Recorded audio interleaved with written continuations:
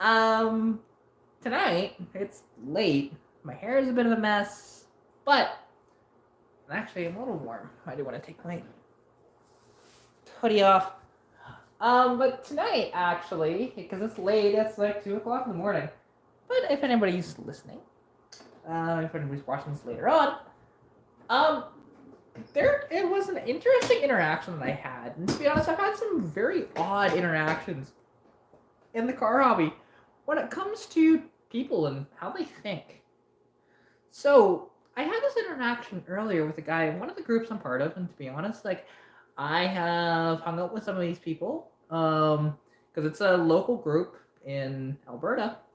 But anyways, so one of the people were talking about how I have essentially like butchered my car and with everything I've done. Which is odd to think about because if you think about it, my car, right? When I first got that thing, and we're talking about my 81 Mustang here. 81 Mustang, notchback, okay? There is some desirability to that. Being an original car, that can be desirable to some people. However, in the instance of my car, it wasn't all original. Like, it was 99% original, but had no headliner, had no carpet, had no trunk liner because it should have had one from the factory, and it still doesn't. But I never put one in. Also, it was a center console delete AM radio, which now you could have had a radio delete as well, but that's very, very rare to find a factory radio delete card. Most of them had, actually, it was standard for an AM radio, right? And center console delete, right? 208 line 6 actually would have been an option. And I know my car was probably ordered this way. Like, I think it was a special ordered car. The only reason why I say that is because notchback with a 1 year only interior color and with everything else it had, it was just a little odd, because the pewter was a 1 year only interior color, and it was basically Bates, with AM radio, power steering, power brakes, inline six, right? And I honestly have not found very many inline six notchbacks. In total, I have found, I believe, 6 here in Alberta, and elsewhere, I know of like 2 others that are stateside, and that's basically it. So, they are extremely rare to find an inline six in our notchback, but inline six Fox bodies actually are not as rare as you think. I have seen quite a few, especially actually at that junkyard that I did a tour of last summer. Honestly, my best video on the channel so far. That was really fun. I do want to go back there and film more. Like, I would love to go through all the GDMs and all of the British cars as like one sort of video, and then do another one with all the GMs, and do another one with all the Mopars and that sort of thing, right? It'd be really cool. But getting back to the kind of interaction I had, so apparently I have diminished the value of my car. So this guy claims because I got rid of the originality. But let's just run over some facts here.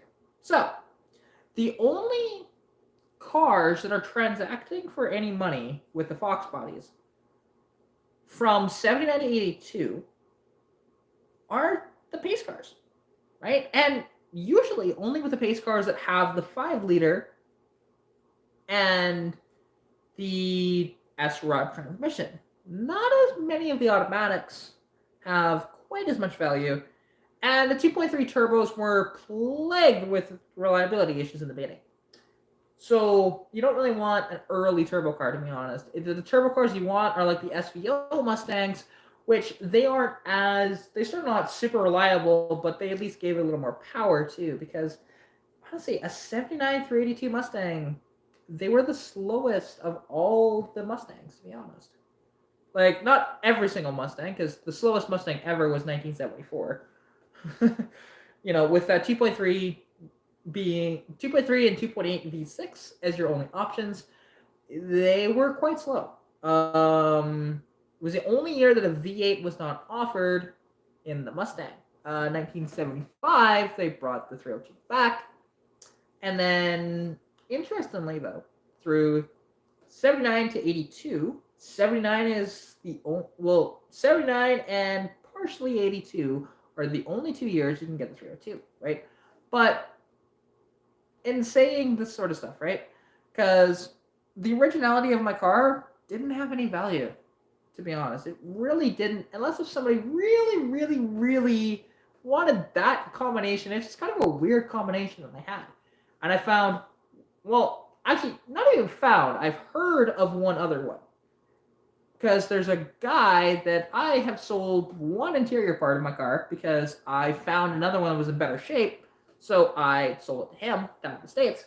That he had my exact spec of car back in the day. And now it's possible that there was more than one in my car because I'm curious of how many of mine were actually built. I don't think it was that many because notchback with the pewter interior. But my car, when I got it, honestly, the interior was a mess. All that was installed in my interior was the dashboard, dash pad, gauges, seats. That's it. Didn't have anything else installed. Well, actually, correction, the shifter was still installed and the handbrake. But that was it. Brakes were there, but didn't work very well. Shocks were all completely blown. And it needed basically everything. Now, I put the car together, and some of the stuff isn't put together 100%. Like, I will say the door panel on the passenger side especially, nothing's holding that in, to be honest. The only thing that's holding that in is the door handle. So, the funny part about that, with just the door handle holding that in, is because that door, it does have a problem. When you go to try and pull the door handle to open it, the lock can get a little stuck. So what I've just done on that, because I don't have a key for that door, it's not a non-original door. I think it's an 83 door. But what I've done is whenever I'm going to have a passenger in the car, which lately has been quite often. I usually don't have passengers, but lately there's been quite a few. Mostly my dad. But anyways, because there's no clips on the door, I just pull it up and pull it away from me a little bit. So it's actually off of its, where it would look like, hey, that's actually mounted properly on the door. And I just pull the thing to unlock the door. Now, I have thought about replacing the original chrome tip on there. It's not even chrome, it's plastic with a chrome wrap sort of thing that they used to do back in the day. They did that with like trim on cars and stuff like that as well. And some stuff today is still done that way. I'm trying to remember the exact name of it. But anyways, so having that to consider, right? And there's so much of this car that when I bought it, it was mostly original. Like I'd say it's about 95% original, that car, when I got it. Because again, no headliner, no carpet, no trunk liner. Interestingly though, and passenger door. But interestingly though, it was quite original when I first got it because the spark plugs were actually date coded, and I wish I would have kept them because that would have been kind of a cool thing. But I just chucked them at the time, not even thinking about it, and then I should have kept them, but I didn't. But like this guy had claimed though that because I ruined the originality of the car, it's worth less. But here's something to consider. There are modifications that add value to cars. Absolutely, they do. Things that improve performance and efficiency can actually add value to some cars. Like, my car had not a lot of value until I did the performance mods to it. And it'll start to gain even more value, but I'm not into it for that, right? I don't care about the value of the car, to be honest. But I know, because when I first got it, I could have flipped the car and doubled my money.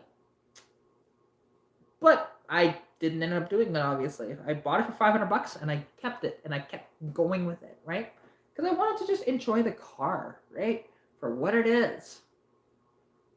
And it just is interesting of, because I've gotten a lot of flack with that car, and like the guy absolutely hates that I'm just like apparently butchering this car.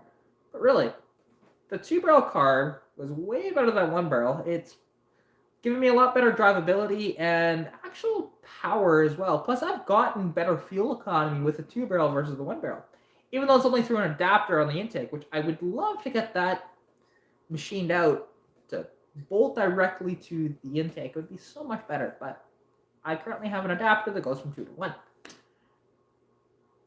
Let's see. Other upgrades I've done. I've deleted all the emissions off the car, so under the hood it just looks so much better. Because there's a spider web of vacuum lines and stuff like that from the factory that a lot of it, like, you don't need any of it. There is some stuff that, those 1-barrel carbs, they knew they weren't good, because actually Holly produced these, and they weren't very good. The early Carter 1-barrel carbs were fantastic, and the Autolite version of the carburetor, I believe it was Autolite, it may have been Motorcraft, but I think it was Autolite, those were good as well. But when Holly took over producing them, there just was something wrong with the manufacturing process, and they just weren't as good of carburetors, right? They still can work. They're okay, but they're not good, right? And like with mine, I came across that.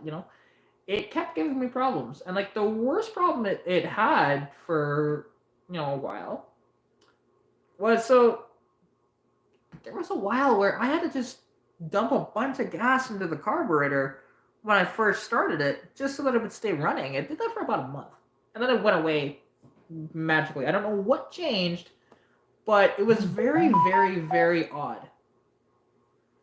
It was quite bizarre, to be honest, and I didn't quite understand why. Why was this the case? Why was it like that?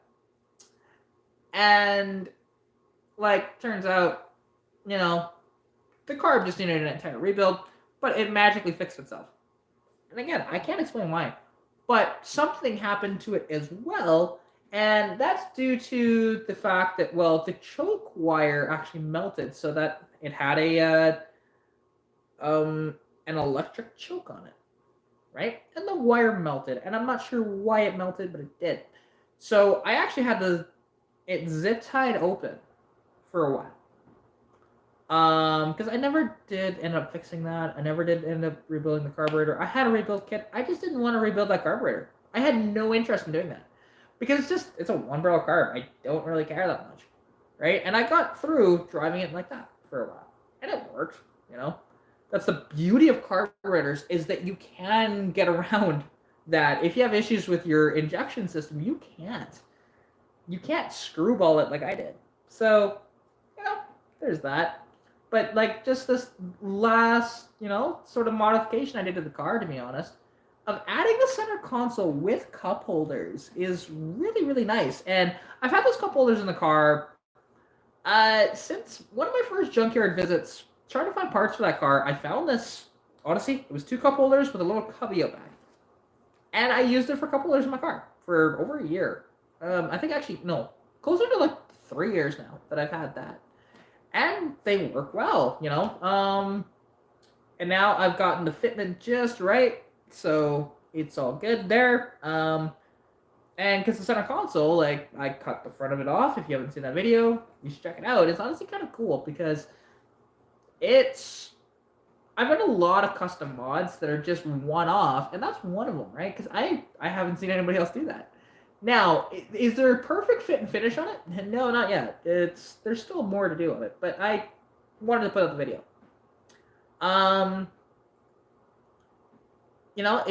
There is honestly just a bunch of stuff that I've just improved on the car. The seats that were original to the car, I kind of wish I maybe have kept those, but the driver's seat was trashed. Absolutely, it had the gangster lean. The foam was so bad that you were actually sitting on springs for the most part. I covered it with a bunch of duct tape for a while. The passenger seat was just very uncomfortable because it was just wore out. the material was good, but the rest of it was just trash. Backseat again just had a bunch of wear, but looked to be in good shape. But again, just a bunch of wear, and it was just very uncomfortable. So I got rid of all those, and I put in these GT seats. Actually, I've done a couple different seats in that car. So initially, it had 83 Mustang notchback seats. That like I got these out of a parts car I had for a little while, and that's actually how I met Greg because I bought this parts car off of him, and then we've had a pretty good relationship since. Um, but also that's where the carpet from my car came from as well. However, I would have taken the headliner out of that car, but it had a sunroof cut into it, so I did not do that, right? For obvious reasons. Now, also the headliner was kind of falling down a bit, so I didn't end up using that one either. But yeah, it's interesting. Like the total transformation from my car, like it's completely transformed, you know. And if you look at it now, other than the paint outside so far, but like inside, you look under the hood, kind of. I mean, it would have had more emission stuff from the factory, obviously. But you look at it and go, this could have been a production car. You know, what I've done with this gray on red with interior with a little bit of black. Like I have the tilt column in it now, and with the black sort of exterior thing on it.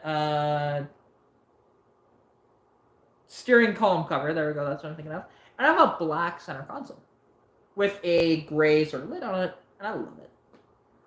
But going back to kind of, like just people's mindsets in the car hobby, because there was a while, and I will fully call out this group, to be honest, that I had a problem with, and because the fact that they banned me for no reason whatsoever, and I could not get a reason at all, because I knew one of the admins at the time. And so when I asked him, and he couldn't tell me. It was very odd. But then he ended up ghosting everybody and blocking me on Facebook. I don't understand why. But this group called Western Fox Body Canada, to be honest. There was one admin in particular in this group that I fought with all the time. Because when I first got my car, when people learned, oh, it's got an inline six, you need to get rid of that because that's not a real Mustang. Which there are people out there who think that way, right? That your car, it can't be cool or be, like if it's a Ford Mustang, it can't be a real Mustang without a V8. When I just want to put out some facts for people that think that way. So the very first Mustang ever produced was a notchback automatic inline six, and it wasn't even a 200 inline six at the time. I think it was a 170 that they had from the factory, and then I believe 65 was 200. It could have been a 200, but I think it was a 170. Right. So again, you can correct me if I'm wrong. And that car, honestly, not fast. It is similar weight to my car. I think it's a little heavier, but still though. And that car had, I believe, manual steering, manual brakes, had an AM radio. Honestly, not that, if you think about it, in terms of really coolness, it's just like, oh, okay, it's Mustang, but it's got an undesirable drivetrain. And mine does, right? The only, my drivetrain is just kind of cool because it's so rare to find. Like, in a first-gen Mustang, most of them were inline sixes. In fact, V8s, and actually, over the entire lineage of the Mustang, there have been far more 4-cylinders and 6-cylinders made, as opposed to the V8. And some people don't accept that. Now, it's possible that there's more V8s now with the S550s than 4-cylinders or V6s, which they never put the V6 in the S550. That's right. Even though they should have. There was a V6 that they should have put in with the 3.5 EcoBoost. That's the really good EcoBoost. The 2.3 EcoBoost is a pretty good engine, but it's not as good as the 3.5 was. The 3.5s they put in the trucks, and the 3.5 now is put in the Ford GT, and it's making over 600 horsepower. Like, badass engine, right? Um, you know, so there's that. But besides the point, this going back to this admin. So he always told me that I didn't have a real Mustang because it didn't have a V8 in it, and and I just kept spitting facts out at him. He just did not want to accept it, right? He just thought that I was a bum and my car was just awful because it didn't have a V8. But honestly, the V8 that was original in 1981 was a 255 V8, which there's a lot of people that don't even realize that that was an engine that Ford made. But yes, from 80 to 82, you could get model years anyways. I believe it was 79.5 when you could actually get that engine as well. And it was about 82.5, technically. Instead of full on 82 to 83. But anyways, so like I said, 79 to 82, or 80 to 82. The V8 was a 255 V8 that was a sleeve down 302 essentially. The engine, which shared a lot of similarities with the 302, but you couldn't really do what you could with the 302 to the 255. It only produced 120 horsepower. That's it. It's actually the lowest horsepower V8 in a Mustang ever. Didn't even have a 4-barrel carburetor option. It was a 2-barrel only.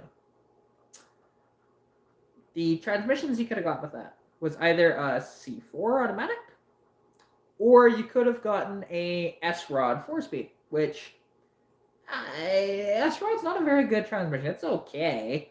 It's essentially, and actually an S-Rod, what an S-Rod is, it is a 3-speed with the 4th gear being overdrive. That's what it is. So you take a manual 3-speed and you add an overdrive unit to it. That's essentially what it was. And S-Rod stands for single rod overdrive unit.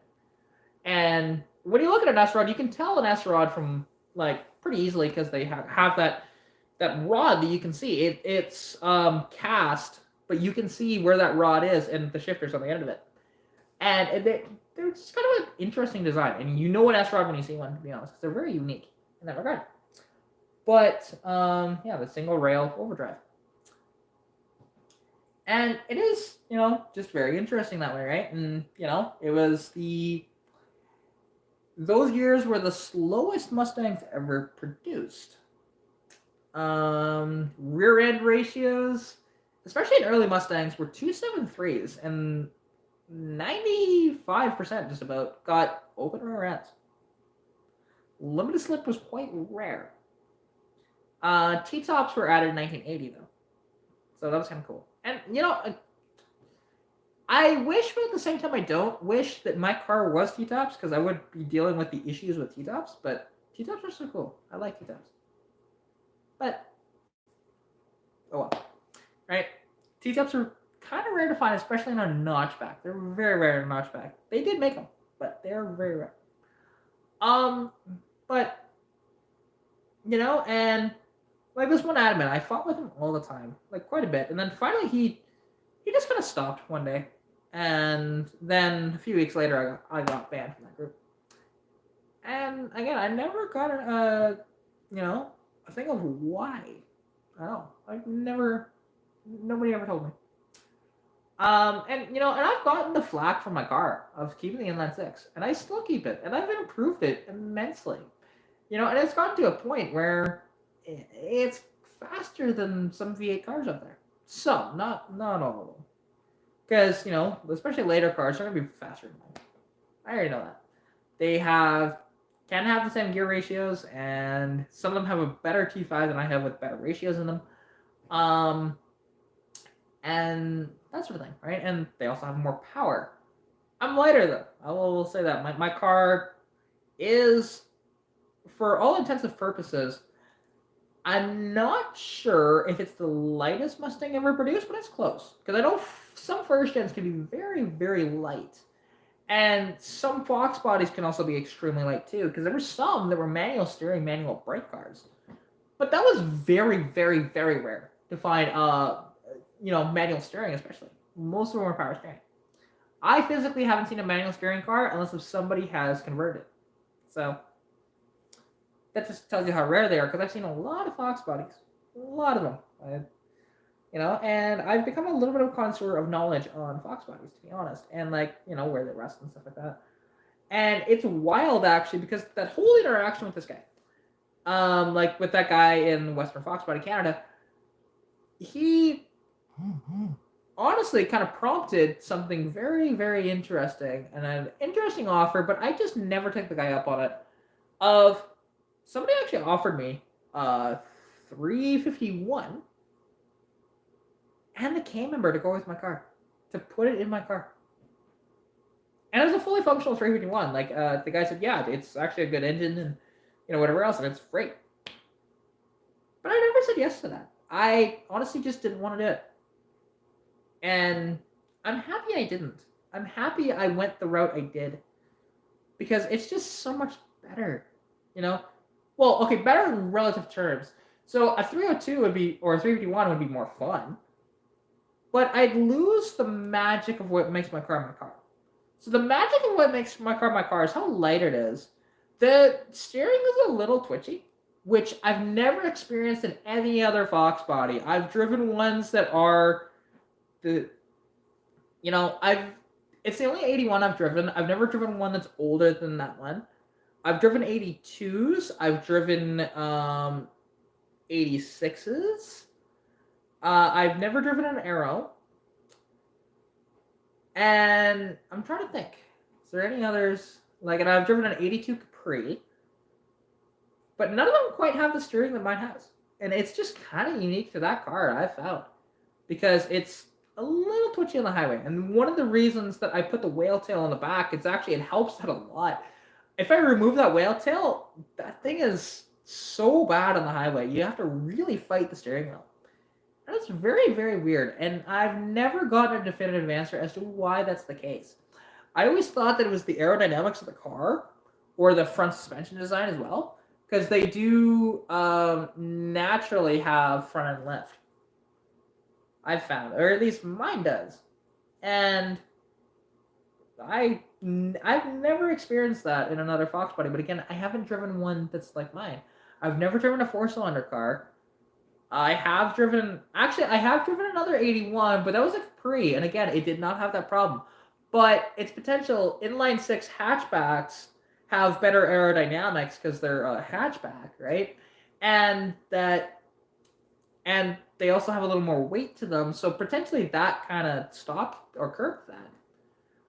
Because that 81 Capri is honestly kind of a cool car. I do like it. It's an inline 6 rear wiper automatic, but and my car, honestly, it gets a lot of support. It does have people that do go after it, just for the sole purpose of, again, it's not a V8. And it is interesting with how people think that way, because really, the first ever Mustang had an inline 6, right? That's the funny part. And a Mustang is a Mustang. Just I will fully say, the Mach-E, I don't like that they put the Mustang name on it, but it's whatever at this point to me. It's been out long enough. I don't care, right? And it's still a Mustang. It's got the VIN of a Mustang, therefore it's a Mustang. That's how that works, and people need to accept that and move on. It's an SUV. It's annoying, but it is what it is. And doesn't matter what drivetrain a Mustang has. It could have an LS in it still, and it's still a Mustang. Now, LS Mustangs, not my thing, but if you do that, power to you. I understand why you do it. Honestly, good drivetrain, and it's great. And it is interesting, and now I do have a bunch of support with my car. And I love you all for that, because it does actually help with, building the car. When you have support with what you're doing, it's incredible. And now, there's going to be some of you that don't like some of the stuff I do, and that's fine. I am totally okay with that. And people can say that in the comments. It doesn't really bother me that much. And the people that I respond to in the comments, whatever else, honestly, like I do try and respond to comments when I can. Not every single comment will get a response from me though, and I'm never mad when I'm going through comments. Never. It's one of these things where I just kind of laugh and I chuckle at people that will try and put down my car and stuff like that, and it just or my knowledge. There are people that know a lot more than I do, 100%. But it's one of these things that people shouldn't worry about. Actually, because I'm just gonna look at how is the quality of this, because I have a feeling it's not very good right now. Because I'm actually holding a PS5 controller, as you can tell. It's not mine. I'm actually at a friend of mine's house.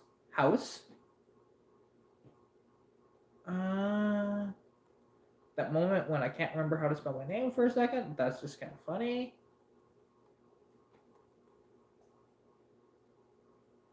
Ah, there we go. I found my live stream right there. Perfect. I just want to see how it is on screen here. Okay, that's not bad actually. And wow, it gets really, really big on the screen. It's a big TV that I'm in front of, so that's kind of cool. Yeah, I do want to see that. That's so cool. I like that. So yeah, anyways, and it's potential that I might do live streams through the PS5 in the future. If I get a camera that works with that, or even my PS4, because I think, do that. I'd have to look it up for sure. I can do it with laptops. I can do it with PCs, all that different stuff. But yeah, this is just a way that I can actually see the quality of the stream, and it works pretty well for that. And that's all I'm using that TV for currently. But it is just interesting of, because people will put down your car. And I see it all the time. Like, to be honest, there was a video or a comment that I replied to, because like TikTok can do this, of somebody was calling out, there's this girl that owns a Mazda Speed 3 that she has a pink wrap on. Honestly, kind of like it. It's a neat car. And Mazda Speed 3s are really cool cars, to be honest. They have, honestly, a motor that right now you can find that exact same engine in the EcoBoost Mustang. So that's kind of the funny part about that engine, right? Because it is technically a Mazda engine. It's not a Ford engine. And the original 2.3 Lima is technically a Mazda engine too. Even though Ford will deny it outright. They'll say, no, that's our engine. Well, actually, no, it's a Mazda engine through and through. But Ford did have some say in the design, but for the most part, Mazda just kind of designed that engine. And case in point, I mean, 2.3 is honestly a fantastic little motor. Later on, when they turbocharged it, is when it got bad, but then they figured that out, and it got really good again. It's just one of these deals. It's pretty cool. But anyway, so she was getting some hate from one guy in particular, one comment that basically said, oh, it's just a Mazda 3. And I had to reply to him and say, no, that's actually a Mazda Speed 3. But also, even if it was just a Mazda 3, who cares? The Mazda Speed 3 has about 300 horsepower. I think it's like 270-something horsepower. They all came with 6-speed manuals. And, they're very fast cars. But people will think that, some cars are just not good, right? At all. They just don't realize. And, those cars are pretty rare, to be honest. They only made a few thousand of them. There's no official numbers, but from what people can tell, there was about 2,500 made per year. They were made for 4 years, so about 10,000 cars total. Mazda Speed 6, there's only about 5,000 cars total that are made of those. Mazda Speed 6, I honestly find, is the cooler of the two. It's a all-wheel drive sedan. Same drivetrain, though. And, yeah, some other things. And apologies, my hair is a freaking mess, and it's been driving me nuts through this whole video. But you can tell, especially when I play with my hair a lot, it's mostly because I'm trying to fix it. And I don't know, I've been having a bad hair day today, but it's okay. But yeah, it's very interesting. And I've had quite a few interactions with people that are just not, honestly, not liking what, my car. And that's fine. But it's mostly, a lot of them is just because of the drivetrain I have in it. Now it's better since I put the T5 in it, to be honest. People are like, that's really cool that you did that. And that required so much custom fab. I wish that video was done better, but it really hasn't. It's not done that well. But it is a long video, so I will chalk it up to that as well. But it's also an inline six. It doesn't really garner the attention. However, it's all good. Some stuff will garner the attention on my car. Like, there's a video I put out of, I think it's actually titled, why I'm keeping the inline six in my Fox body and what I'm doing to increase power. And in the thumbnail, I'm holding a turbo and I'm holding a carburetor, right? You can kind of tell what I was doing or what I'm gonna do. I'm still gonna do that. Like, I have a 2-barrel carb in the car, and I might keep that 2100 carb because we'll see. I've been having issues with it, like with the idle situation, and I should be able to get more timing than what I have, but I found out, because I don't think I've mentioned this in the video yet. So the only time that I can get my idle lower than what, it was from the factory, or not even factory, but just kind of where it's at, is when I retard the timing to -2 degrees of timing, which is decent for fuel economy, but power-wise, it's just not there. So we put it up to 2 degrees of timing, which puts it at 850 RPM. So there's a problem there. And whether it's carburetor related or whether it is timing related, as in like the advanced springs in the distributor potentially, or something like that, I just don't know for sure. And like, it sounds like it might be the distributor advanced springs, which they can actually cause a problem if they are for an automatic, because automatics require a thicker spring because of the load you need for a automatic to actually run right. Like, manuals require almost nothing because it's just a flywheel and it's a clutch, right? It's much lighter than a torque converter, and a torque converter takes a lot more energy. So doing my T5 swap has actually yielded probably around 15 extra horsepower in my car, approximately, or maybe even more than that, maybe even closer to 20, maybe 25. It's up for debate, to be honest, because I don't really know, and it's something that I do want to find out, and I might find out in May. To be honest, there's a dyno day coming up, and I do want to see what kind of power it's gonna make. Now, by then, I would hope I have a header built for the car. We shall see if that happens by then. I don't know. I have to build it with my neighbor. And we're going to build a custom one-off, header for the car. And it'll be so cool. And by then, I should be driving Lilo a little more, so I'll still have a car, because the car will probably have to be down for probably a couple weeks to do that, I would assume. So we shall see. And I just really can't wait for that. And honestly, because just all the improvements I've made to the car, it's just incredible, right? And I really, really can't wait to improve the car even more, because the next things that are on the list for stuff to improve on the car. So I'm going to be doing the header, obviously, and I want to put a cam in the car too, right? I wanted to put a cam in for a while, and I should have honestly done a cam a long time ago, because I can get a camshaft for like $250, $300. It's not that much more than what I paid for that freaking timing chain. The timing chain was like $220. Insane for a timing chain, but trying to find a aftermarket good timing chain for an inline six, you're left with Clay Smith cams, and because they're like the only ones, and theirs is just expensive because it's a unique part that they don't make very many of. So it's one of these things, right? Um, and like, and I wanna get the head.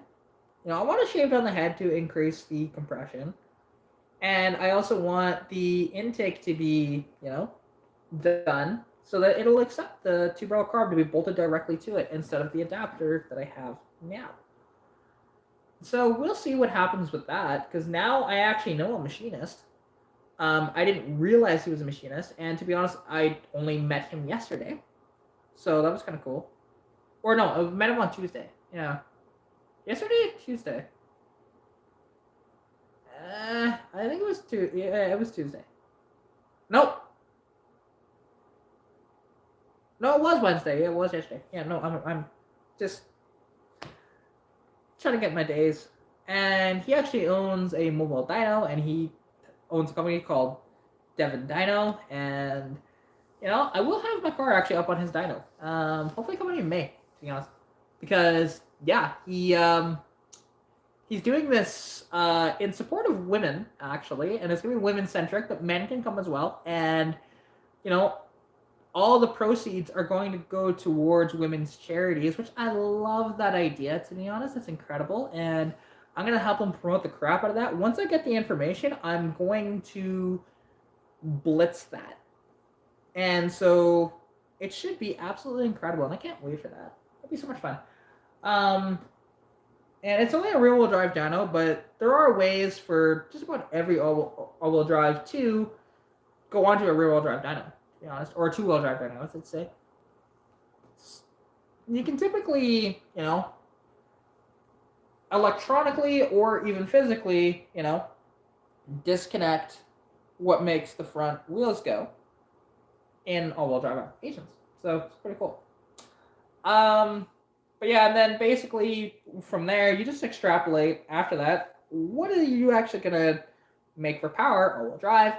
And because it will be reduced from that, and you could probably do an extra about 10% or so for powertrain loss to the rear wheels. So yeah, and it is gonna be really cool. And I've always wanted to put that car in a dyno. It's not gonna make a lot of power, and that's okay. But I do want to see, because I'm going to guess it's making about at least 100 horsepower to the wheels, probably a little more than that. Like maybe 105 or 110. I'm going to say around that right now. Once I put a header on it, it'll boost it to about 130 to the wheels, give or take. When I put a cam in it, it'll gain an extra about 7-ish horsepower to the wheels. So, about... When I'm done, before turbocharging or anything like that, I would hope to be somewhere around 150 wheel horsepower. Which is not incredibly fast, but for what I have, that's actually really, really good.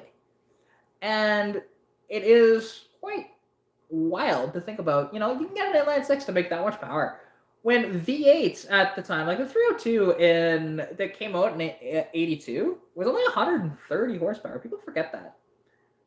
That... It was 130 horsepower and like I think it was 190 or 205 torque. I can't remember for sure. And when you think about that, just like, that's not much. But my car with an inline 6 is going to make somewhere in that neighborhood. It might be close on that for torque right now, and I'm not too sure, because like that car will squawk the tires, and it's a ball to drive. I love it.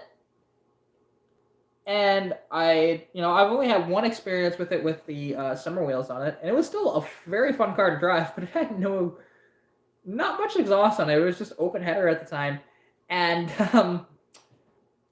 there was snow on the ground with 275 wide summer tires. Don't recommend you do that. Don't ever do that. It was kind of dangerous, but I know my car, and I was able to keep it under control at highway speeds. Because the exhaust guy that we use is out of Leduc. So we had to cut the exhaust when we did the T5 swap. That was a thing. Now, and I hope that when me and Lance build out that header, because probably going to make it as a dual exhaust header, when when I go back to the exhaust shop there, I'm gonna have them actually design or do the exhaust so that we can unbolt the transmission without taking the exhaust out.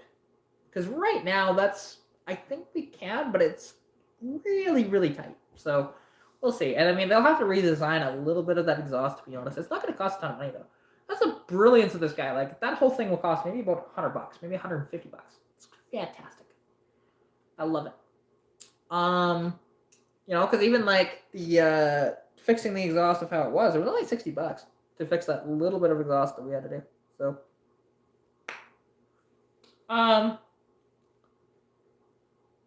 yeah, I'm just trying to think like if there's anything else to really say. I can't really think of it because like this whole started as like talking about of some issues with the car hobby, and it's the people, right? And then, hey, Shane, there you are. I'm usually up at around this time, to be honest. It's just, I'm a night owl. I don't really do very good in the mornings and during the day, but a little bit, I've always been a night owl. And it's just one of these things. And if you're wondering, if you're watching this and you see VCMD propulsion, that's my friend Shane. He's a bit of an engineer, and the work he does is pretty awesome. Now, I am curious, though, if your comments do pop up on there, do I have to turn something on? Oh, no, I do have to turn it on. There we go. There we go. Perfect. So I do actually have you on here. Like, this is my phone, right? And I'm up in Edmonton right now, not at home. And then I actually have the PS5 on so that I could just check the quality of the stream. And so far it's looking pretty good. Like it's a little choppy, but not bad. It's just one of these things. Middle of nowhere, don't really have good connection out here. And actually, that reminds me, I should connect to the Wi-Fi. I'm not on Wi-Fi currently. There we go. Try that. And if it goes to crap, I'll go back to data. Because I had to turn on Wi-Fi for a bit because I was downloading stuff on PS5. And it was really, really eating in that up. You've been experimenting with streaming? Okay, that's cool. And, because streaming is interesting, right? And I do enjoy it. Especially if you can get interaction. Like, I've been talking to myself for over 40 minutes. But I can tap dance like that. And that's what we kind of call it. Is, when, you're needing to do something and without help, it's just tap dancing. And it's kind of funny. It's kind of a term that we made up with the streaming world. And okay, cool. So the comments stay on there the entire time. They don't disappear. And I definitely appreciate you being here. Because basically, like, what I was talking about earlier in the stream is, there was an interaction I had on Facebook earlier. It was just so funny. I just had to talk about it.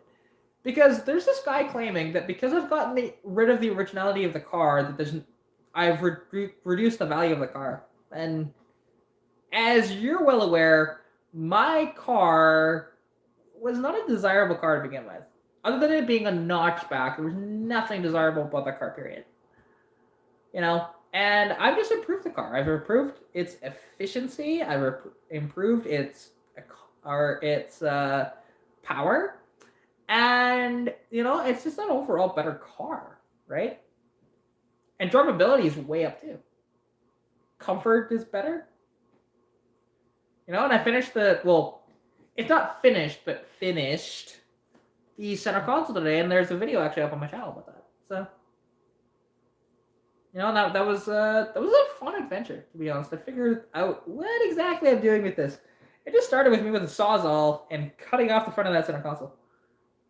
And then, continued on from there. And I wish I didn't cut as far forward as I did, but I did keep the pieces I cut off, so I could glue a little bit of that back on. So yeah. That $8,000. That might be a record for a Lincoln Mark 7. I've never seen Mark 7s go for much money.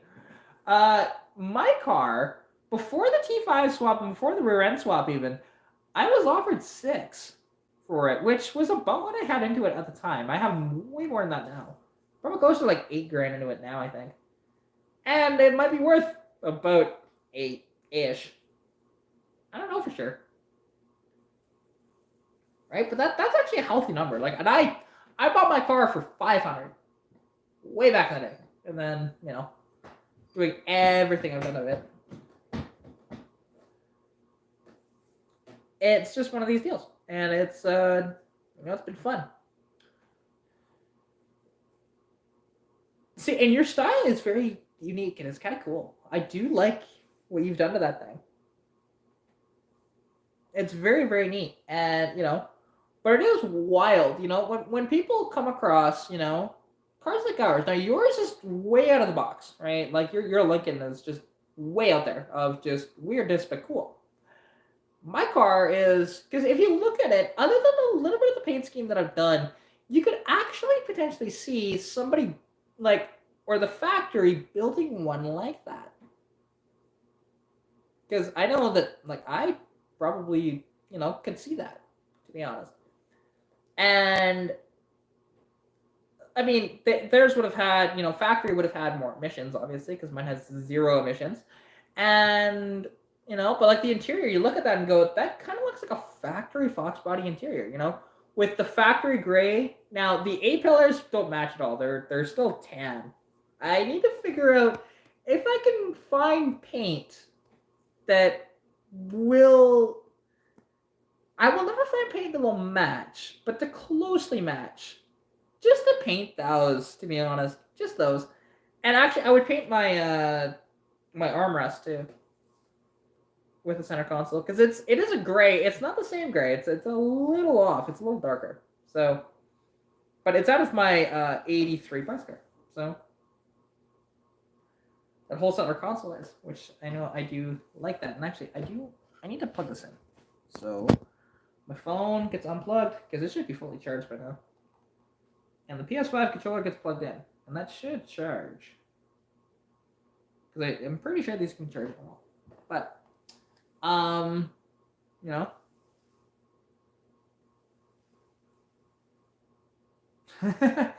you go. And it's one of these things. I don't have to deal with smog up here, right? To be honest, we don't have emissions testing, so it's pretty nice. And so I can drive my car exactly the way it is, and as wide open as I want. Now, and something, because when I put when I get the header built, which we'll probably end up starting that maybe even by the end of the month, right? And it is interesting that you do have a cylinder deactivation of that thing. It's wild to think about, because that's such a high sort of tech thing that, granted, they did have in the 80s, not on Fords, GMs with Cadillac, with their 468, which it did not hold up very well because of their technology at the time, which is bad, right? But what's interesting is the technology is good. Their computers were crap, right? The computers just did not hold up. They didn't have enough computing power to properly do what they were asked of. But what's interesting is Dodge and GM are still having problems with figuring that out, because both the LS and Hemis are dropping valves due to their cylinder deactivation. And it is wild to think about. Really, you guys can't figure it out? Ford has gone nowhere near it. You can't get cylinder deactivation on a Coyote, thank God. Right? Makes the Coyote one of the only really good engines still out there. That way, that's a V8 anyway. And they're actually still building the Coyote. It's cool. GM is also still building their overhead cam V8, but Dodge is stopping production of the Hemi. Yeah, they do. Because the science behind that is just wild to think about. And now, something, and I've been curious about this myself, is, doing technology like that on a really old engine, for example, my inline 6, being able to turn off half the cylinders and have it run on 3 cylinders, Now, you'd only be able to do this like on highway because I don't think it would move the car very well on 3 cylinders, period. But it would be interesting and to see what kind of fuel economy we would actually get. Because right now I get over 30 miles to the gallon, but imagine it on just half its cylinders. If it's able to do that, and it'd probably get over probably 50 miles to the gallon. Be insane, and that would be really cool.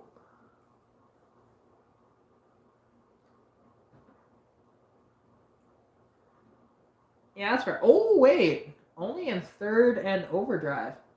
Hang on, what transmission do you have in the Lincoln? Because I thought you would have had an AOD, but maybe you get 38. Okay, you do have an AOD. Okay. Because technically they are 4 gears with an overdrive, though. I thought AODs were 3 gear or 4 gears with that in fourth gear is overdrive. I thought, but maybe not. Because again, I've never actually had experience with an AOD. Ah, fair enough. Okay, gotcha. That's what you meant. I gotcha. Yeah, I mean, and I have the T5, right? And like I said, I've gotten 33 miles per gallon. It's been my best so far. Now, mind you, because when we talk about miles per gallon between each other, I'm talking about imperial miles per gallon because you're probably saying U.S. miles per gallon, which 38. So in imperial, that's like 45, I think, actually, which is really freaking good. It's just amazing that you can get that kind of mileage out of a 302. Or yeah, you're still 302, aren't you? You're not 351? Pretty sure you are. And it's just kind of neat. I do like that. That kind of aspect of stuff is just awesome. Okay, you are 302. Okay. That's what I thought. Ooh. Being back. Ah. It is interesting being out here, to be honest. But, it is enjoyable. Haven't really done much for the past couple of days. It's been kind of nice just being able to hang out and not have a bunch of crap to do in the car. I've been tinkering with the car, and something, I definitely need to figure out a PCV system for my car because having it with the open breathers, so when I say open breathers, I mean breathable caps, is producing so much condensation up top that it actually is getting a lot of milkshake up there. But it's just condensation. So I'm not too worried about that. It's just, it's a little concerning when you go to, add oil to your car, just oh yeah, right, I forgot it does that. Especially in the wintertime, right? Because I don't actually have a proper PCV on the car. I'm going to hopefully figure one out tomorrow, though.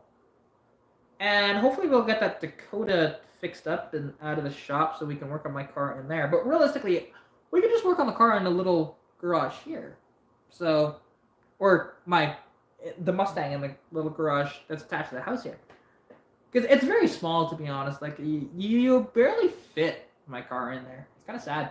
It's long enough, but width isn't really there. I wish it was even 4 feet extra width.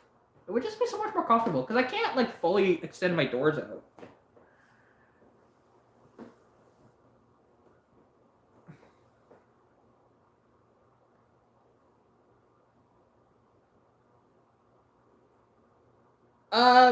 No. So the problem is that because initially, or not initially, but I tried to run. I have a breathable cap on it right now on the front with a little extension for what it's supposed to be for a similar to a PCV setup, but not actually a PCV valve technically. And I had that hooked up to, because all you really need PCV to do is hook up to engine vacuum.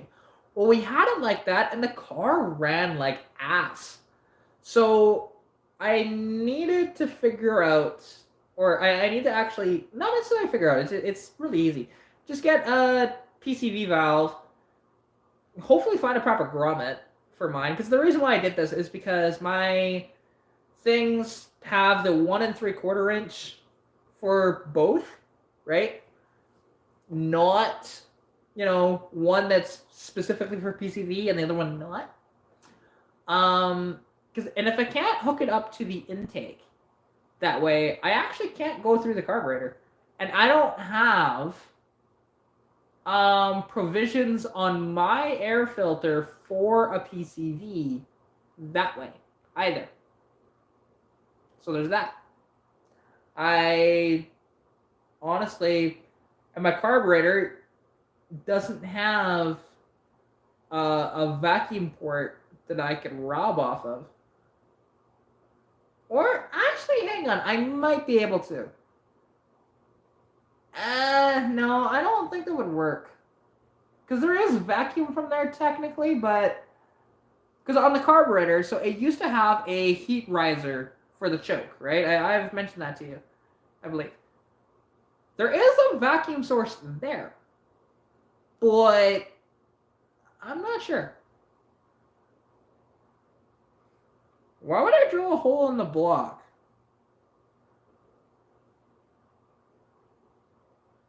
Like, gotta remember, I'm not an engineer or a machinist. So, drilling a hole in the block just sounds like that's such a bad idea. Oh. Yeah, no. PCV, I do it proper and just, hook it up to the intake. And hopefully it'll do better than... With a proper PCV valve, it should. And again, it's just to get rid of that condensation. And like something that's kind of interesting about my car too is so like the rad has to be fairly like a lot lower than you'd think to actually, run or like get proper circulation. Yes, I'm talking about the inline six. The V8 technically does not have a PCV system either. I should figure one out for that one too. But yeah, inline six. Because here's the thing, I haven't driven Lilo in quite a while, so and I'm pretty sure you know that. Like, it's been parked for months. I drove it like once, like a month and a half ago. That's it. And it's currently stuck. Like, I don't have it up here with me. I have Stitch with me, my inline six. It's my daily driver.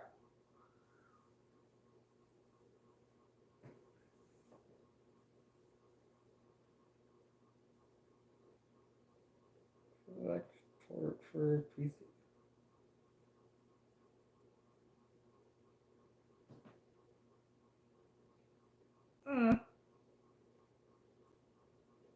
Yeah, I mean, that's potentially an option. I would just prefer to go straight to the intake. Because the intake itself already has, so oh! It just clicked on why that wouldn't work. Why my system before wouldn't work with it plugged into the intake. Duh. Just finally clicked because I have, so the intake itself has 3 different ports for vacuum, right? I have 2 of them capped off, and the other one goes straight to the brake booster. But that's the thing. I would have to get it as separate sort of ways that they wouldn't interfere with each other for it to go straight into the intake. Because I'm pretty sure what was happening is the engine was running like crap because I was sending all that crap into there and it was screwing up the vacuum. Because it was trying to get to the brake booster, but it was getting interfered with. That's just a thought I just had now. And maybe that's wrong, but I don't know. Maybe it's right. Is that a possibility? Because again, it's just a thought. I just thought about it off the top of my head. Because again, I don't know. And it's not something that I really thought about overly. Because it was just so weird that it didn't really work before. Because again, it wasn't a proper PCV valve. It's just a breather that has a thing off of it that,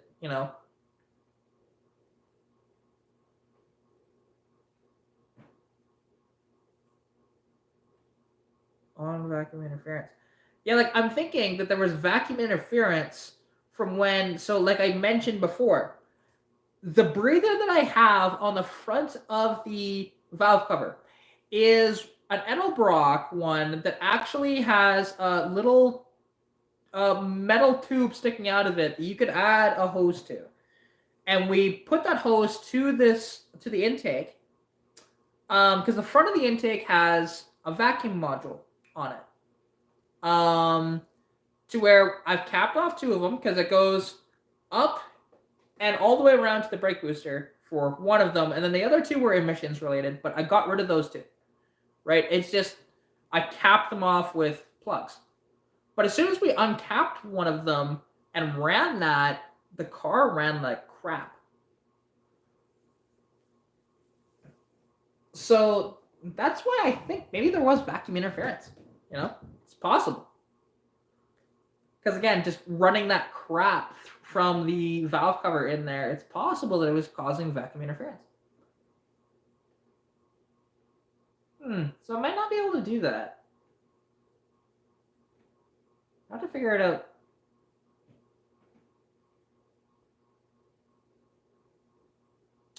Ah, okay. That makes sense.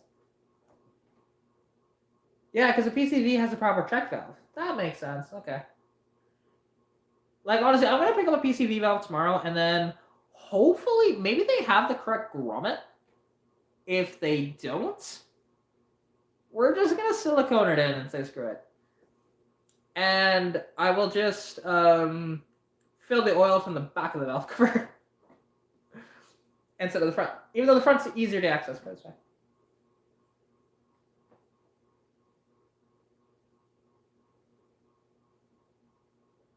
Ah, okay. I gotcha. That makes sense. Okay, so I still should be able to rob from that then.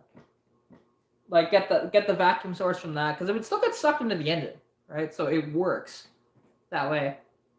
And on the flip side, though, too, is that I would no longer have an oil leak with the proper PCV. So, which I like that. I don't like the fact that I have an oil leak because I don't have a PCV. I was trying to figure out a way that I could actually do it without a PCV, but you just gotta have one, you know? Otherwise, you have an oil leak and you have all that crap that builds up in your valve cover. So, learning moment here, folks. Live with Shane in the comments. It's fun. It's fun. And, you know,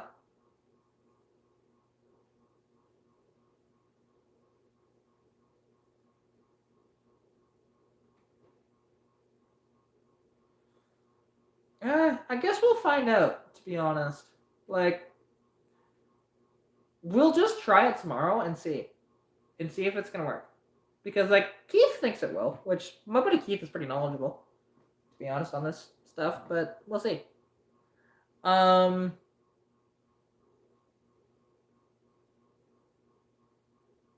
Yeah, because technically, where that vacuum source is located is technically about cylinder 1. So it's right at the front of the intake. Now, it's too bad it wasn't more centralized to the intake, but, you know, closer to the carburetor. Yeah, and it's just, you know, a spacer plate. I'm not even sure if I can get one local. I probably have to order that, more than likely. Not that I have the money to do that right now, because that sounds like it might be a little pricey. And bear in mind, you're in the States. Stuff is cheaper. There's always more cost up here for stuff. Always. That and your dollar is worth more too, so it helps.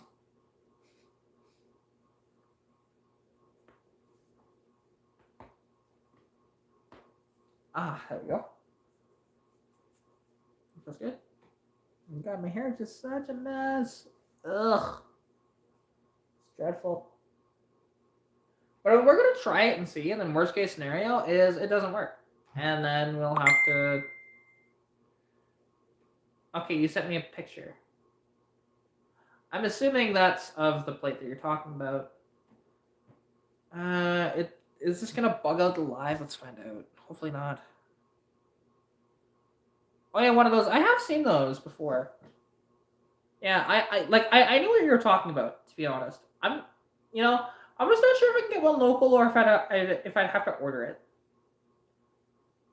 You know, and it's like something I could figure out later. To be honest, because like I said, initially I'm going to try doing it into the vacuum of the intake that way, and if it doesn't work, then we'll look into that spacer. It's just annoying, but it is what it is. Right? Because now, like, my carburetor does not have provisions for a PCV. Now, I wish it did, because it just make this so much easier. And like, because I don't think I can rob from the vacuum that is naturally occurring for what would have been a heat riser for the choke. I don't think I can that way.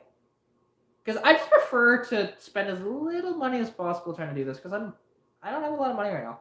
And like the thing I was supposed to be doing up here is not happening, or at least not right now. It'll happen later. I was supposed to be working on a friend's car and making some money doing it, but his car is buried in a lot of snow. It's like up to my knees.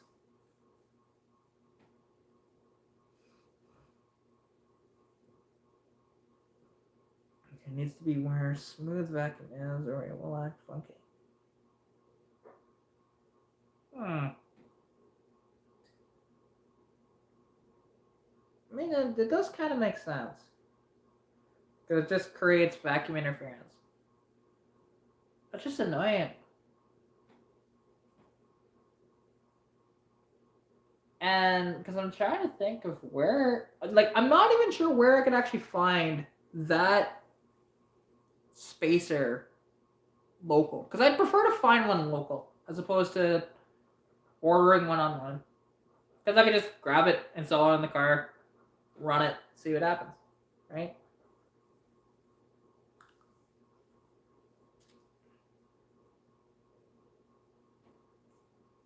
Okay, yes, I know that, but you forget that the sources I have for aftermarket here isn't the same, right? You tend to not think about that because it's Canada, right? And I'm just like I said, I'm just thinking of the stores, like potentially Mopac, maybe they charge an arm and a freaking leg for that though, or maybe GP Power Center. They might be a little cheaper on that, and they might have it. Maybe. Those are the only two stores I can think of. Because your normal parts store, like Napa, they're not going to have that. And Napa is usually who I deal with for a lot of parts. Auto Parts Authority is not going to have that. Yeah, it'd have to be, like, because it's aftermarket, so it'd have to be one of those two companies, I think. Because they're the only two that I can think of off the top of my head. And bear in mind, we don't have Summit Racing stores. So those don't exist up here. They only exist in the States. And we don't really have much more for aftermarket parts. Except for specialty people. Like specialty ones are the only exception to that. But it's one of those deals. And a lot of that is going to be catering to 4-barrel stuff, not 2-barrel. So that's what I'm thinking about too. Like, and it's one of these things because I'm running 2-barrel, not 4-barrel.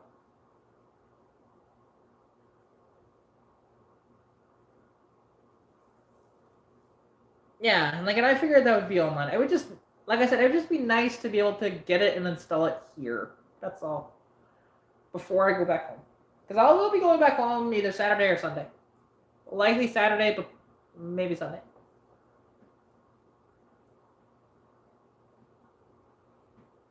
And and I use regular replacement parts. I use Rock Auto and Napa. Because Napa I have local in Sundry. There is Bumper to Bumper as well in Sundry. Those are the only two parts stores that we have. And Canadian Tire is useless.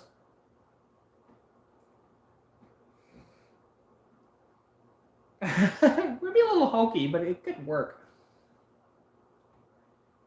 And oddly enough, I actually have gaskets for that too. So I could do that. I just prefer not to. Because that'd be awful.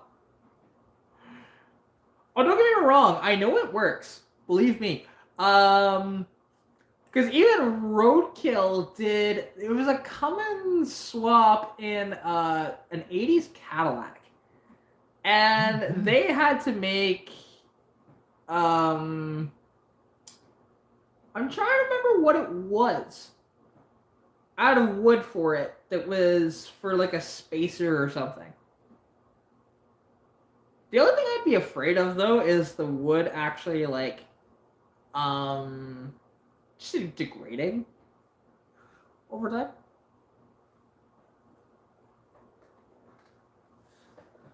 You know, because I don't think the wood would last that long. That's why we do things out of metal. But granted, I no, we don't have anything thick enough for metal to make one ourselves. I don't think so. Because we could make one out of metal. Because it's got a hole saw. Just trying to think. I'd have to look in the scrap pile.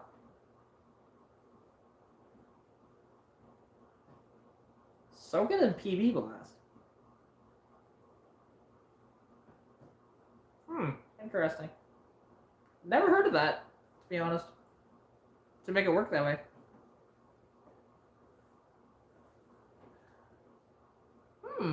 That's an interesting thing. I've never heard of somebody using PB Blast to treat lumber that way. To make it so it doesn't, you know, warp or destroy itself. Interesting. Like, I understand it gets soaked into the wood.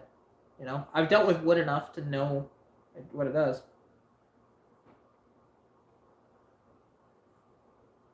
Yeah, well, that's true. You know, it's kind of like now where we have pressure treated wood. It's similar, but not quite. Although pressure treated wood is nowhere near as good as the saturated woods that they had back then. Pressure treated is like garbage compared to what they had. Because it doesn't last that long. It's sad. Like, I've had pressure treated wood, and the deck that we have was only built about 10 years ago, and it's already falling apart. Like, pressure treated my ass. You know? Because it was claimed that it was done with pressure treated wood, but I don't believe it. Just because pressure treated wood should have held up better than that. Should have. Doesn't mean it does, but should have. You know, just one of these things. Like, who knows? We might build one out of wood. I don't think so, but we might. We'll see. Would be pretty funny, though. I'm not gonna lie. It'd be a very funny thing.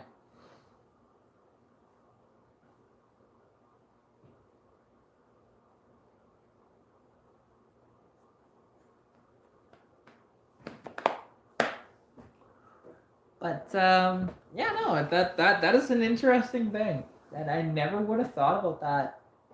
You know, to make that out of wood, because it's just a little interesting. And oddly enough, if I was back at home, I could make it very easily out of wood. I would just need to get the tube, just a nice plastic tube would work, and then I'd have to probably silicone it in, and then just paint it. Paint it like black or something, just so it blends in. It would be interesting. You know. Oh yeah, like I definitely would, because like I have a couple of spare gaskets, because my rebuild kit for my Holly carburetor, which I mostly rebuilt that carburetor. I did not fully rebuild it because I did not change the needle in seat, and there was one other little thing I didn't do, but everything else I did in that carburetor. So it's all cleaned up and it's nice, and I could throw it on the car, but I'm not sure if I'm going to now, because it turns out it's not the carburetor that I thought it was. It's only 275 CFM. It's not 500 CFM like I thought it was. But my carburetor currently, I believe, is 275 CFM as well. And Everybody's telling me that the Motorcraft carb that I currently have is actually better than a Holly. Because actually, I can really quick. I'll grab that carburetor.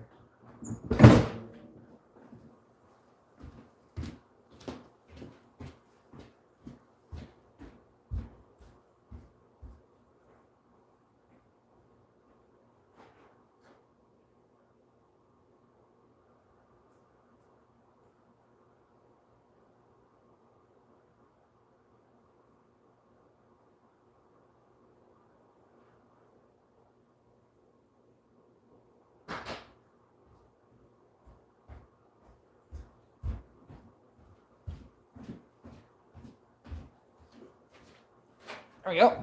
Because I have it with me. It's not in the shop. Because I rebuilt it in here and I just haven't brought it over to the shop yet. Because I was fully intending to put this carburetor on my car. And it'd be better for some things. So like this Holly, like it's got a lot more adjustability to it. And it should be a good carburetor, to be honest. It's just interesting how stuff goes on it. Now, the one thing is about this is that it would require a manual choke. I cannot adapt a electric one onto this. Which is fine, honestly. Like, I don't mind that. But it would be nice to have, you know, a electric choke. It's just, electric chokes are kind of nice to deal with. But, like, so this carburetor, what I found out, looking up the list number and actually the manufacturer number on it, too. This is not a 500 CFM Holly like I thought it was. 2-barrel. This is a 275 CFM from an International. Not sure what year it is, but honestly, it's a good carburetor.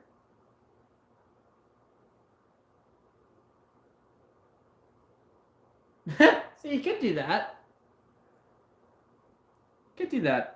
Like, I mean, I'm fine with honestly a cable that kind of runs into the interior. Like, that doesn't bother me at all. You know, and it's honestly like a pretty good carb. You know, I've cleaned this thing out completely, and it's quite nice now.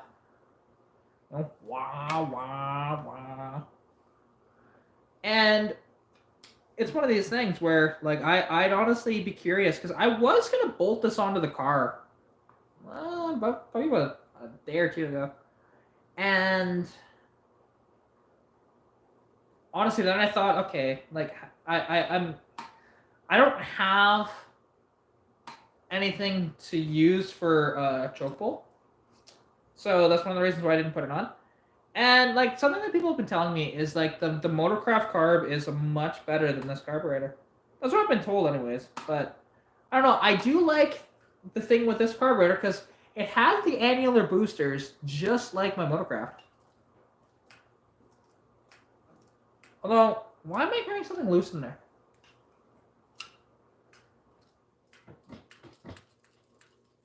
Maybe it's not. Maybe it's just... I might have to take this thing apart again, just to confirm. Because it seems like something's loose, but maybe it's not. It might just be, you know, the springs kind of moving around. And stiffs. But yeah, and... So we'd have to see, like, you know, with this thing. And now, how it would actually sit on the car, so... Because, again, my adapter plate is weird. Right? So instead of the carburetor, because it should be sitting kind of like that, or maybe even like, no, it would be like that, right? Because this is the back of the carb typically. And then here's the front. But actually, it would sit like this, sideways. So the linkage itself would be up front. Because that's just how my adapter plate works on my intake. To go from 2 to 1. But yeah, because you know, and this carb like would be good because it's just the adjustability that it has. It's just so much nicer. You know, and fun fact. Ooh, wait. I just thought of something. You know what this has? This has the spacer technically. It's part of the base plate. I wonder if I can adapt this base plate. Probably not. I probably couldn't adapt this base plate to the Motorcraft. Never mind, I'm just not using my head. Because it probably wouldn't fit. The Motorcraft's probably going to be different. And I know it's a different linkage on my Motorcraft. Because the Motorcraft is attached to that, so... And also, yeah, no, it wouldn't work. Doing that. Never mind. Just using my head looking at it, I just saw that, hey look, vacuum source, yay! I don't have that on mine. Oh, I guess it would be. Yeah, no, you are correct, actually. Because thinking about it, there is not another one on here. You're right.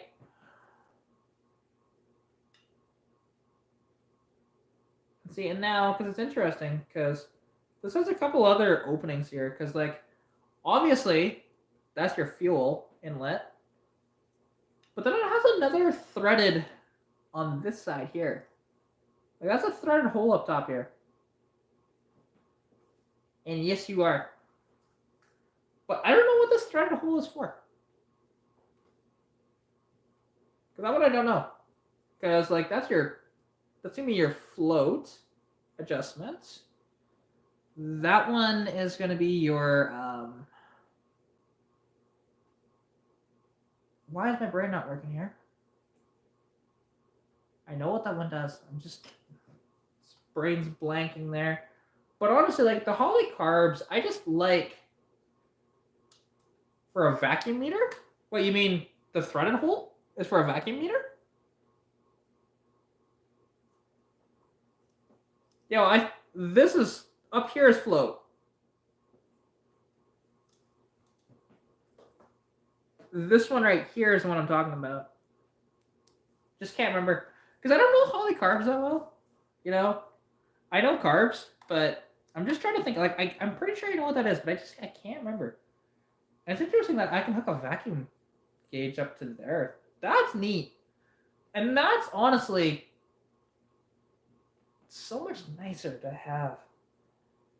Now you make me want to put this on my car. You make me want to put this on my car right now. I'm not going to right now, but...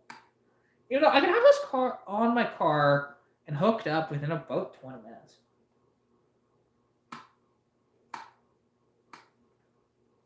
But I have to do that in the garage here because the Dakota's in the shop. Or actually, that's a lie. I could just lift the Dakota up on the hoist and drive it underneath.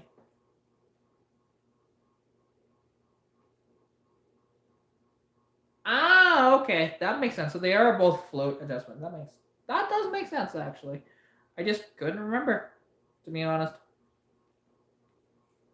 And, you know, like, and I do like the idea of this car, to be honest. And I know, like, I wish it was just a little better CFM for this carburetor. Like, 275 is perfect for my current setup, but for when I do more performance-y stuff, you know, I was hoping to go to this carburetor instead, but I'm pretty much in the same boat with both carbs. And now I'd be curious, because I do kind of want to throw this one on the car and see if it's going to be any better or any worse than the Motorcraft. And also to see if my high idle issue is because of the carburetor or if it's distributor related. It's one or the other, and I know that. I'm leaning towards distributor, but it's possibly carb, and there's only one way to really find that out, and it's to swap the carburetor out. Because I'm not sure if you're aware, I've been dealing with the high idle in my car. Well, actually, you should be aware of that. And, you know, I'm just not sure which one it is. Is it, you know, one or the other? And I also do like that, you know, for the, you know, just where everything is located, it's just so convenient. The only thing that isn't as convenient is you kind of have to take the card off to access the power valve. But the power valve in my the Motorcraft is on the side. That's the only convenience. But this is nice because, like, if I want to swap out jets, it's 4 freaking screws and it's out. Right? It's quite nice.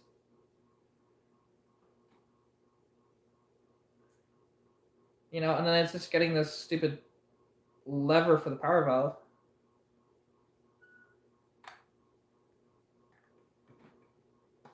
And this just gives me so much more adjustability, and that's why I want to go to it. And I'm not sure if my efficiency is gonna go away or not, because that's the one thing I do like how efficient my garbage currently is. I just have to run so little, because I did find out something though. So when I reduced the timing to 2 degrees initial timing, and I was able to get it down to 850 RPM. I don't like it being that low, but it works. Although it was running kind of awful earlier. But, because I might need to just advance the timing again, to be honest. Because before, I had it advanced quite high. I had 15 degrees and 17 degrees initial timing, and the car liked it. It just loved being that high.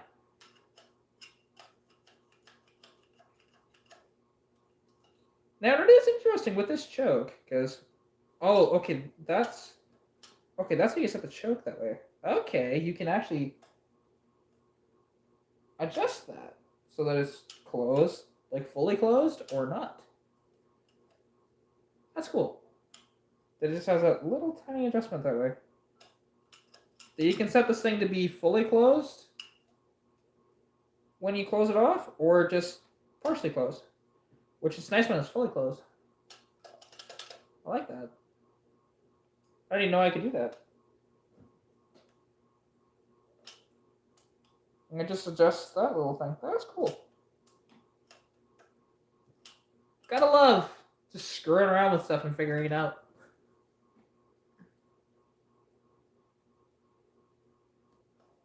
And it's just for the choke that I've just been playing with it. Right? Because again, I haven't screwed with this carburetor too much. And, I gave it a clean and everything. I put new gaskets in it and a few new parts.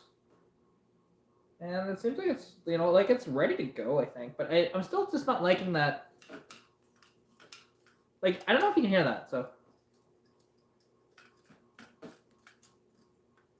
Maybe that's the linkage or something. Oh, okay, yeah, that's...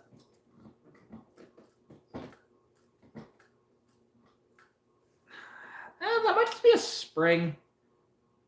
One of the springs in the carburetor. I don't think that's actually loose pieces. So, just again, playing around with it. Actually, there is one other threaded hole in this base plate for some reason. True, the float is, and I guess the spring that would be on the float, it would be moving around too, so that does make sense. Yeah, that fully makes sense what that is. The float would be moving around, the needle might be moving slightly too. That makes perfect sense, to be honest. I wasn't even thinking about that. Yeah, no. And again, because the only thing I haven't replaced is the needle seat. Again, it's late, I'm a little tired. It's almost 4 a.m. here, so...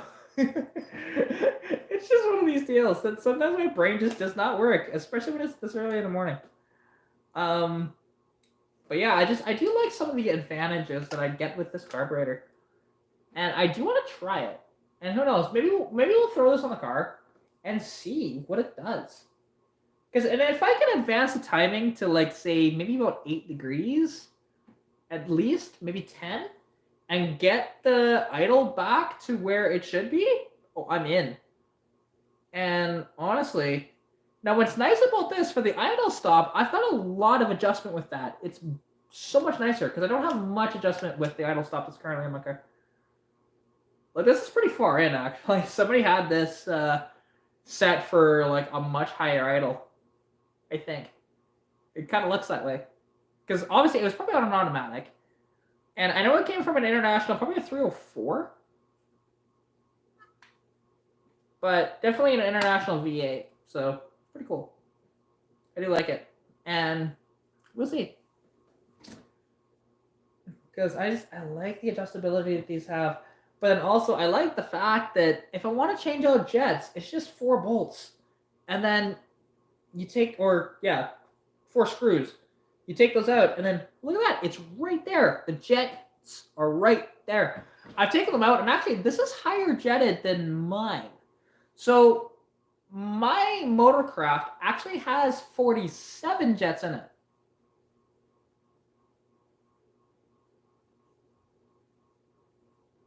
Oh, that's true. It would have been probably a 304 versus my 200, so that does make sense. Um, but yeah, so anyways, what I was gonna say here, just what was I talking about? Sorry, my brain's not working. Should probably just go to bed, but I don't know. I'm having a good conversation with you here. um, crap. What was I talking about? Just mind is totally blanked on me here. It does happen, okay? Definitely does. Plus, like, there's ADHD, and then there's also my brain fog from POTS as well. They go hand in hand. So I'd probably have it set to about there.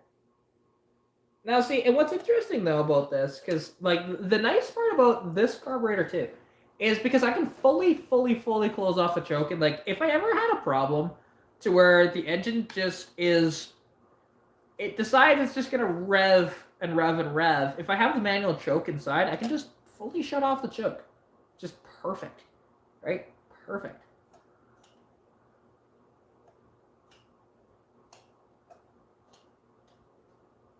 Now, okay. And what's cool, because like with this carburetor too, I could adjust the choke in a way that I can't adjust the choke on mine to be fully closed off, like say wintertime, like, or not fully closed off, but pretty much closed off. Or in the summertime, I can just adjust it to where it's not fully closed off, it's kind of open, and it works a little better in the summertime versus wintertime where I can just go. That's just brilliant. Why wasn't the Motorcraft carb quite this intuitive? I wish it was. And it's so funny how many people say that the Motorcraft carb is better. I mean, I don't know. It's just there's so many features to this carburetor that just make it a lot more intriguing to use.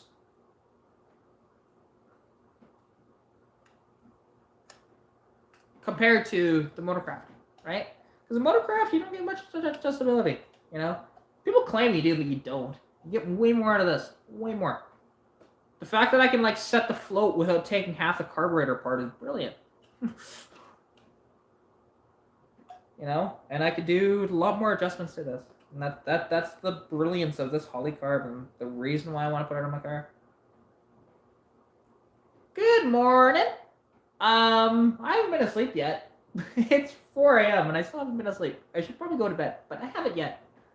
I've been having a lovely conversation, and that's why I haven't gone to bed.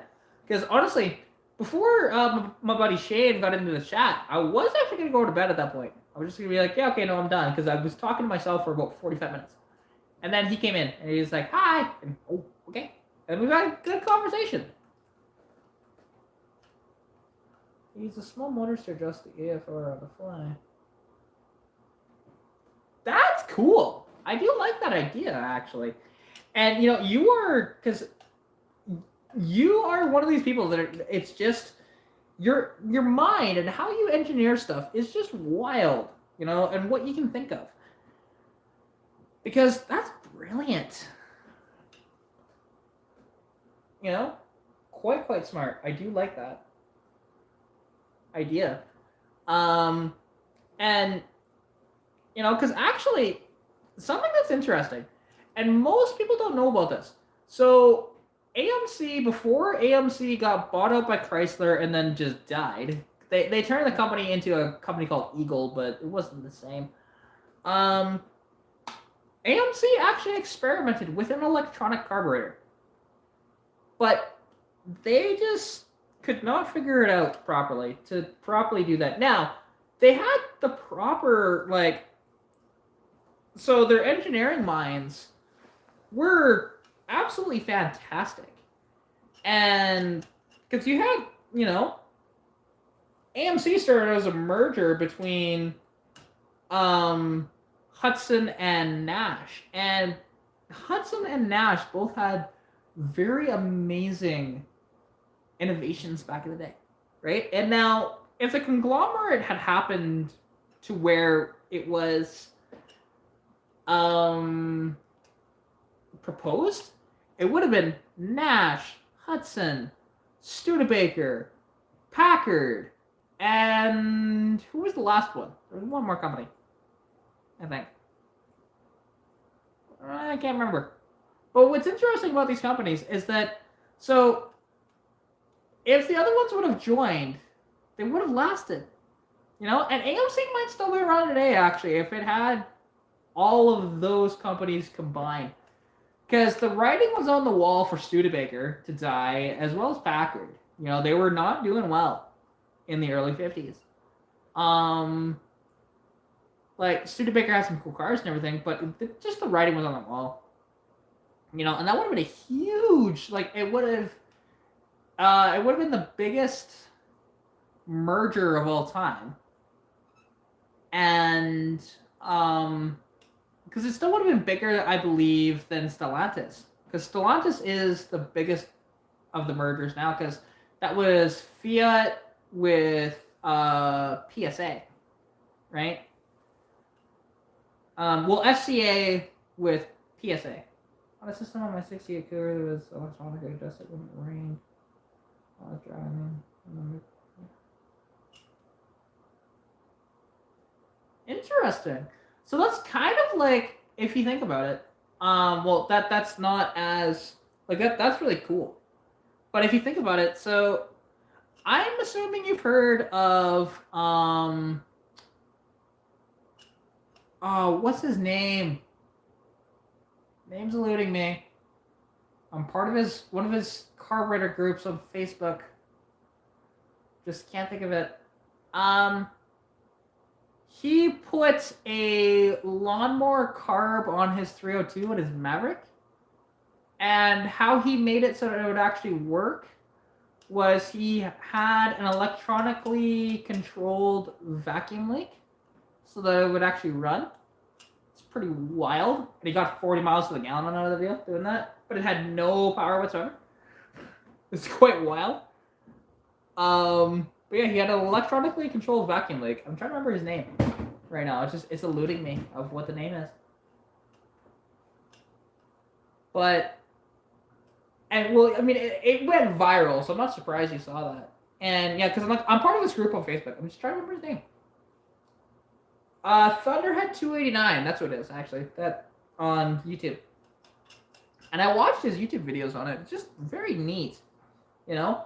And being able to do that. And, like, other people have asked, you know, how he properly did that. And, like, he said now he wouldn't recommend anybody do it. Because, yes, he got all this economy out of the deal, but his power went down the toilet. Like, they put it on a dyno, and this 302 only made, it was like 70 horsepower, I think it was. Just dreadful. And it's all because of that carburetor, right? Of him wanting to do this. And he did it as a joke. Because for April Fools, actually, he's put out this design for this to say, you know, April Fools, right? And people thought he was being serious and gave him so much flack for it. So he built it. He actually built it. And it's just wild to think about. Because it's not something that me or you would do, you know? Because it's just so inefficient, right? Like, you know, I do wonder, though, if you did that same sort of design on a smaller scale engine, if it would work better, you know? Say you get, honestly, actually, a perfect example of this would be, so taking a K-car engine, you know, 660 cc's, right? And putting a lawnmower carb on that and doing this kind of similar thing that he did, would it actually work much better? And I think it probably would, right? Because those cars were only intended to make 67 horsepower anyway. So, I mean, would it reduce power? Probably. But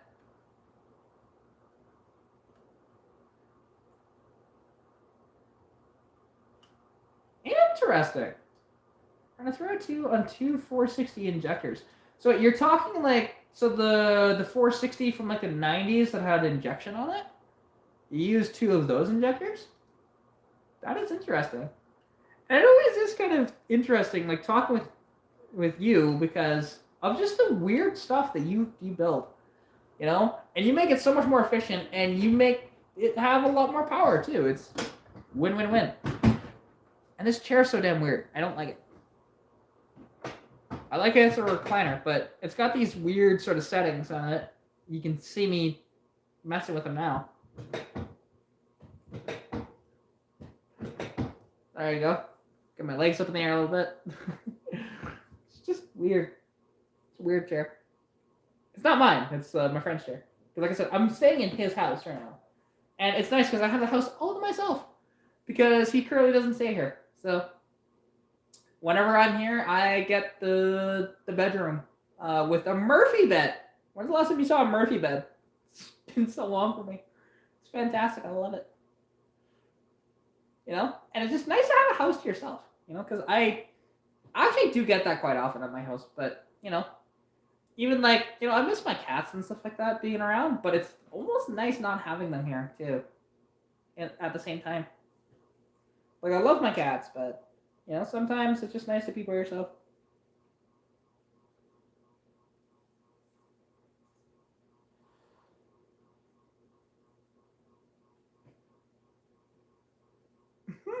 Interesting. That'd be cool. Because, yeah, like, something that would be interesting is putting, like, coil packs on an old engine. Like, my inline 6, if you could put coil packs on that thing, God, it'd be incredible. And, like, you could design it and make it work. You know? Like, I have no doubt about that. It just, I would be curious about how much more efficient it would be to run coil packs instead of one coil. And, you know, like, you'd probably still have to have the distributor. But, I don't know. Actually.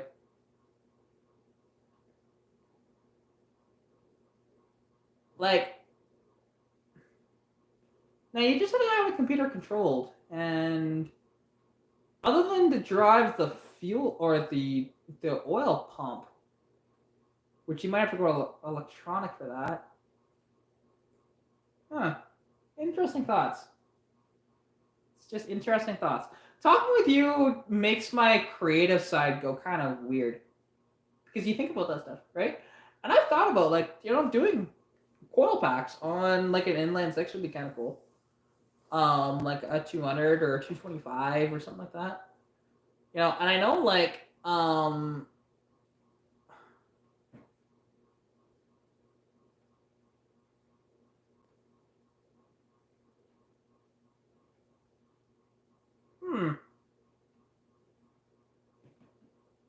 yeah, that'd work. Well, hey, if, well, that's cool. I was say, hey, I mean, if you want to design the stuff and send it my way, I wouldn't say no. Then have a really weird freaking car. You know, that's one of a kind that you could not replicate. Because I'll never say no to custom designs from you. That'd be kind of cool, actually. There you go, and helps promote you. Yeah. Eh, what do you say? Huh? Huh? It's fun. So much fun.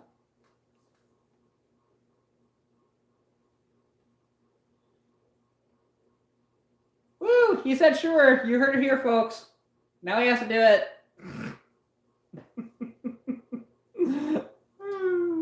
God. Like, it would be interesting. And, you know, like, of even just figuring that stuff out.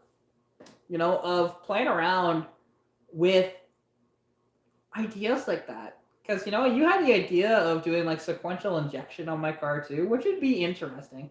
I'm not sure if I'd go down that route, even though it's much more efficient. It's just, you know, complicated, but it's cool. And it would be interesting to see, you know, what my car would actually run for power if I did sequential injection, and if, you know, fuel economy versus.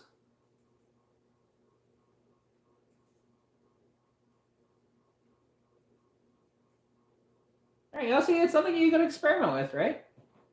You know?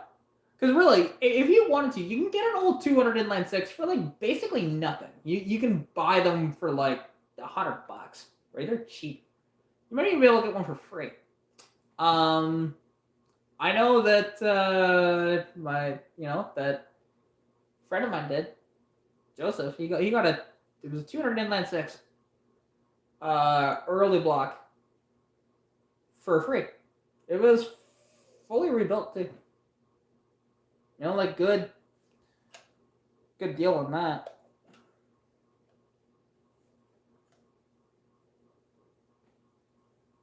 Yeah.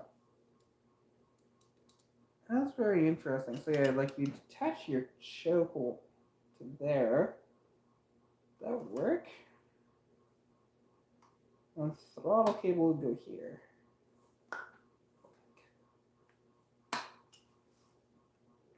Yeah, and the one thing I don't like about this, so I know you've seen these before. So when you have these, instead of having a proper nut on the back of this little screw to hold in, this would hold in your choke cable, right? They have one of these stupid square nuts, which I hate those so much. Like, just have a proper fucking nut on the back of it. It's not hard. I don't understand why they do that.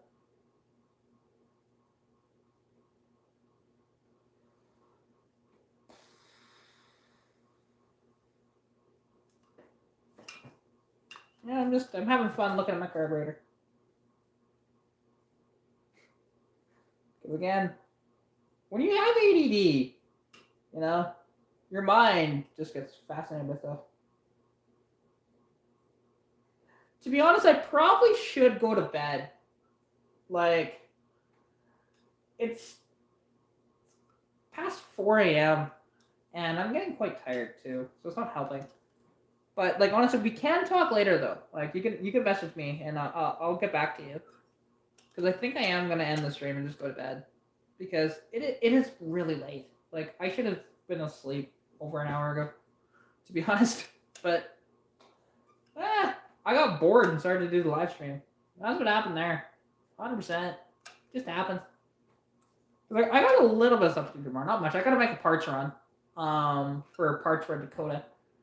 But other than that, and then getting a PCV valve for myself and figuring that out. But yeah. Anyways, I think I'm gonna let y'all go. Thank you all so much for watching the live stream, and and Shane for chatting. And then I had one other person in there, which I've seen him before, but he said one comment of "hey," and then that was it. But it happens, I'm not upset about it. But anyways, I'm gonna sign off here. I'm tired. Again, it's past 4 a.m., so I should just go to sleep. So, anyways, and I definitely appreciate you coming out there, Shane. It's always a delight talking to you. And yeah, like I said, you can message me on Facebook, and we'll chat more later. But for now, I'm going to bed. So I shall talk to y'all later, and we'll see when I get my next video out. It might be a bit, but we shall see. So, and if you haven't already, go check out my center console video if you haven't, because it's kind of an interesting video, to be honest. Because I've never done anything just by myself, 100%. I had no help with that. It was custom on my car. So yeah. Anyways,